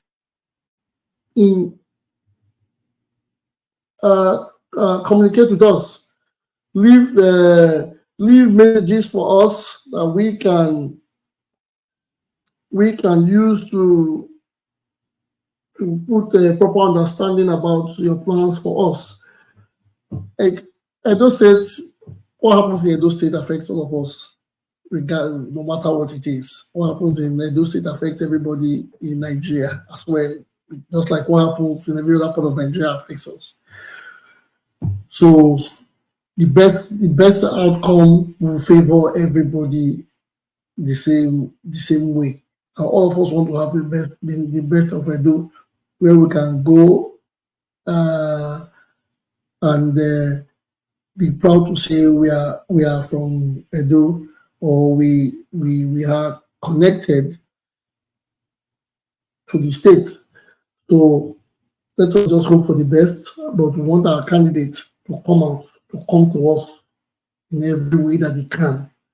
Come, educate, discuss, converse, or is it conversate, relate, delegate, duplicate, and all the kids in the world with us. We want to know, we want to hear from them, or their advisors, or their special advisors or personal advisors.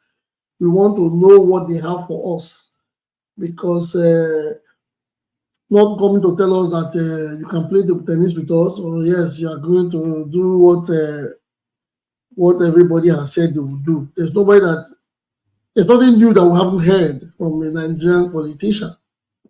Yes, everybody can say they will bring the heavens down, but still, you still have to come to tell us what you do.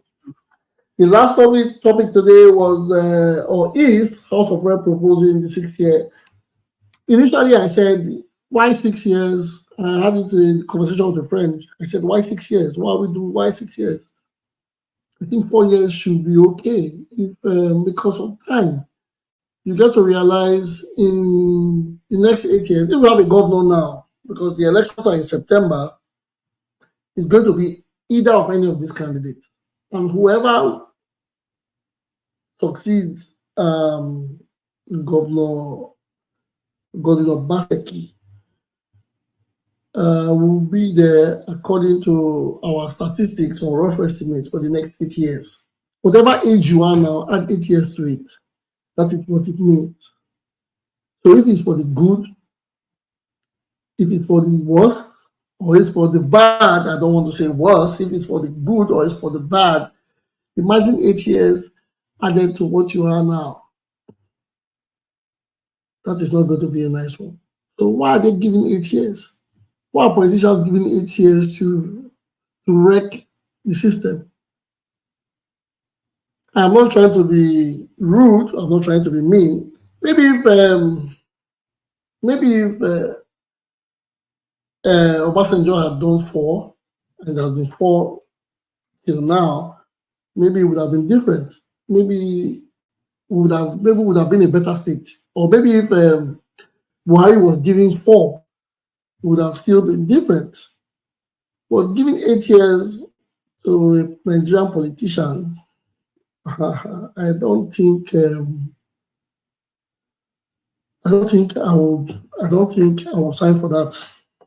Yes, 4 years, single tenure for president, governors, and on all of them.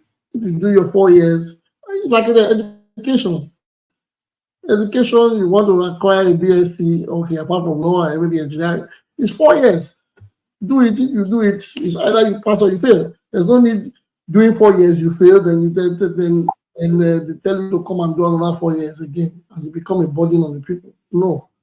4 years, if I was in the House of Reps, my own submission or addition to it would have been strictly 4 years. Well, that is that for today. We have done all with our talking. We have done all with the topics on ground. And now, before I leave, I do what I always do best. But first, before I go, we still have 8 minutes. I want to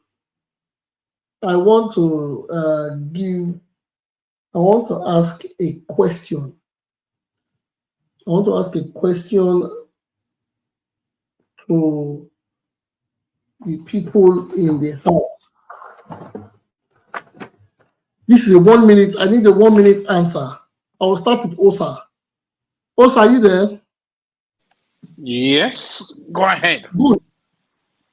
The minimum wage of 70,000 naira back, because that was a discussion we had last time.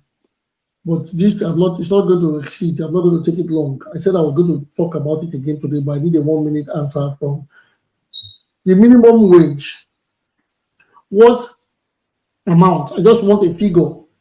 I want a figure in 30 seconds why you think it should be. How much do you think should be in Nigerian minimum wage? And in 30 seconds, why? Sorry, I think I lost my connection. Was a bit erratic. Okay, so say that again. How much do you think the Nigerian minimum wage should be, and why? Well, I think the minimum wage should be not less than 100. 150 should be fine. Between 100 and 150 depends on the state, actually, because some states are richer than the others. And the reason for that is the economy. If you go to the market, things are so expensive. Making it 250 that they are currently clamoring for, that I saw this evening, may just make inflation double. So we also need to be careful. Yeah. So that's my contribution. So yours is 150,000. Pardon?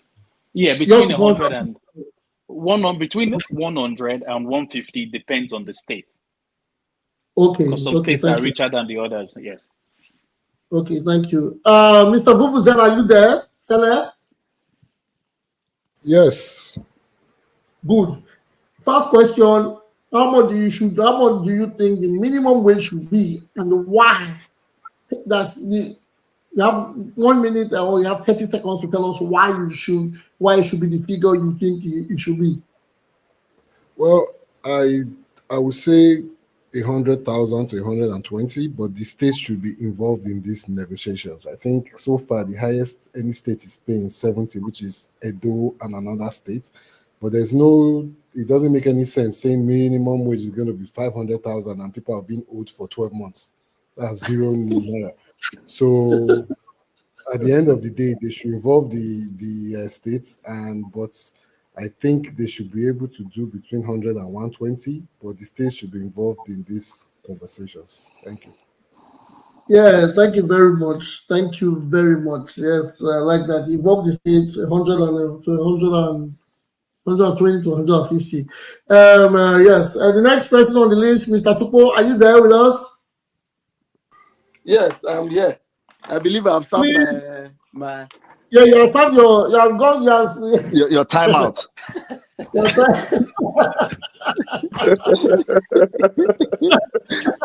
You've been timed out. Go face the wall. I like to go for taking time out. I really like it.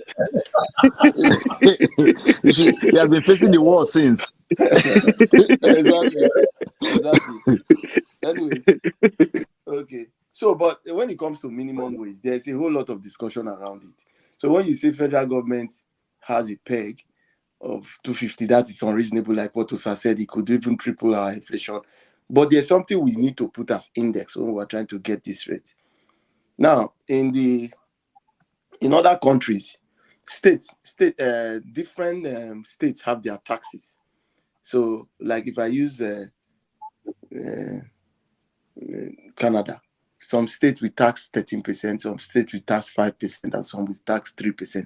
All that needs to be put into the negotiation when you want to have a state minimum wage. Because if Edo is taxing maybe 5 or 10%, which I don't know what they're doing, they should pay more than a state that is taxing maybe less. You understand? But so I don't know how our tax net is in Nigeria. So all that determines the revenue the state is generating and what the people are paying to government. You understand? Then you still they need to still put a benchmark. Like if you need to, if you want to pay 100K, or maybe government says every state should pay 100K. Some states can decide 8 years they won't employ one person to add to their stress. You understand? And we know every year people retire.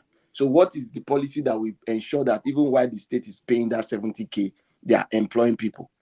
But when a state government tells you that in the last 8 years, it's only successfully employed 500 people, how many people retired in that 8 years? So you need to balance it so that some states don't just shy away from employing the people and just say, no, we want to go and do private, face the private sector and just hold a small civil service and then be able to pay. So all those things need to be put inside. I think states need to have their minimum wage based on viability, and also federal government should have theirs as well. But it has always been like that. There's a difference between the federal minimum wage and the state minimum wage in actual reality.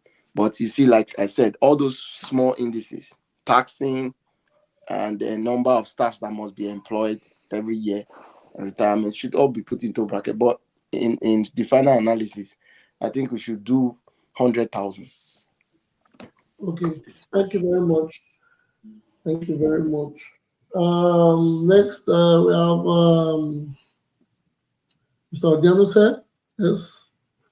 Mr. Odianuse, are you there? Yeah, I'm here. So, what do you say? For me, if I want to say off my head, I would say 100,000 is okay. Well, like Mr. Tuko just said, there are a lot of factors that comes into play when you put these wages, and also, like everybody said, the state has to be involved, because the federal can peg a minimum wage, but not every state is viable to meet that federal minimum wage. So the states, they have to also be to an extent autonomous in this regards. Well, like I said, it also brings us to the system of government we operate, because we cannot be operating a presidential system of government where everything is being controlled from the center, and we are still saying states should be autonomous in some matters. So my point is, we still have to. It still comes to the core factor of our system of government, and that dampens our development politically and otherwise. Thank you. Yeah, thank you very much. Mr. John Bosco, yeah, next, how much do you think you should pay and why? Yeah, like the previous speakers, they've all said, I think 100,000, we should start from 100,000 because we don't want to over bump it and it causes more inflation and food prices skyrockets.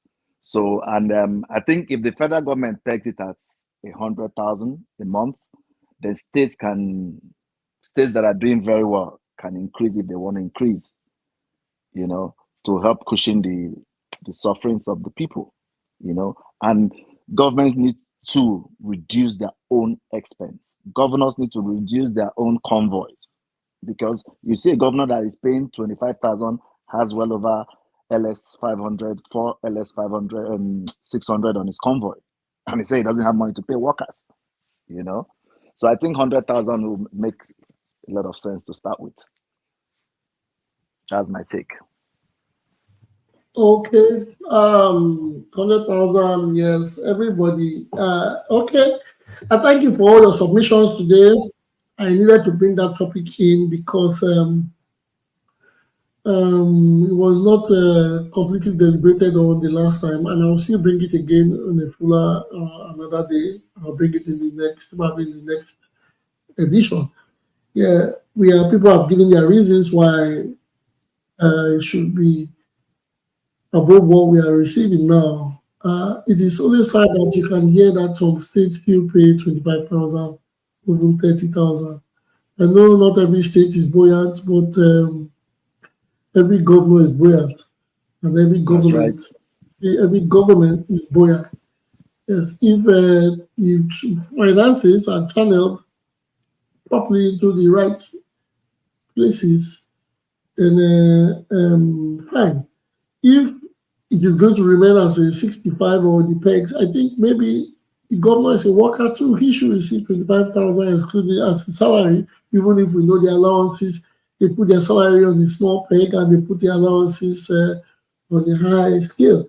But if the minimum wage is at that point, then extra reasons should be given and other things should be put in place.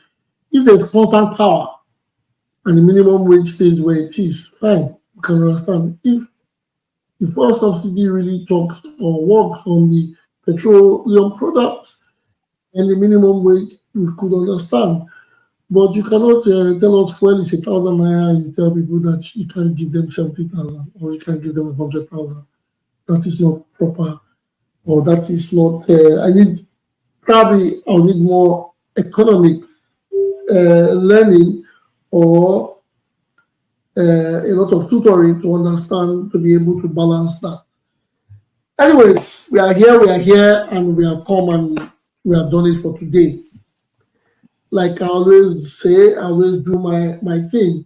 Every time before we leave the program, I give you an African adage or a proverb. Today's proverb says, without a leader, black ants are confused. Without a leader, black ants are confused. The saying explains that leadership is needed everywhere. The leader not just you need a good leader to say you have a leader, which means if we don't get or don't pick the right leader, then the people will continue to lack information, knowledge, and will remain confused. I am not speaking to any of our Nigerian leaders. anyone. I'm not whether it's the religious, political, traditional, friendship, and all that. I'm not speaking to anybody, but I'm just saying it is a normal thing that even ants that we see that we call them insects, even without leaders, they are confused. So if we don't get to pick the right leaders, we will continue to go on this trend of complaining about everything we see or that happens to us in life. The reason why we hear places, you see people calling from Germany or calling, they will always have people calling from Germany. The reason why they call, and sometimes they are bitter and they talk about our country, like Mr. We had a caller, Daco from Germany. He said he was not interested in a candidate speaking grammar, but a good leader, which is what we need. When we have good leaders, the people don't get confused, the people don't complain, the people don't have troubles. So that is my proverb for the day. Without a leader, even the black ants are confused. Anyways, we have done it. We are good for the day. Thank you all for coming to the studio. Thank you for being here with us. Those that have come and gone, Mr. Oster, Mr. Vuvuzela, Mr. Tupo, Mr. John Bosco, Mr. Janose, Mr. Uyi, IK King Media, Ipai Garival that came. Yes, we thank you all for coming in and tuning into the program. My co-host is busy. I apologize for the interruption initially with my internet. Yes, it was a bit shaky when we started, but thank you for the patience. For everybody on social media, on YouTube, Twitter, Instagram, etc., you don't forget to leave the like button. Don't forget to share. If you're new, don't forget to subscribe, and please be here with us again on Friday. Enjoy your week. Thank you for being with us. Stay blessed. Peace out.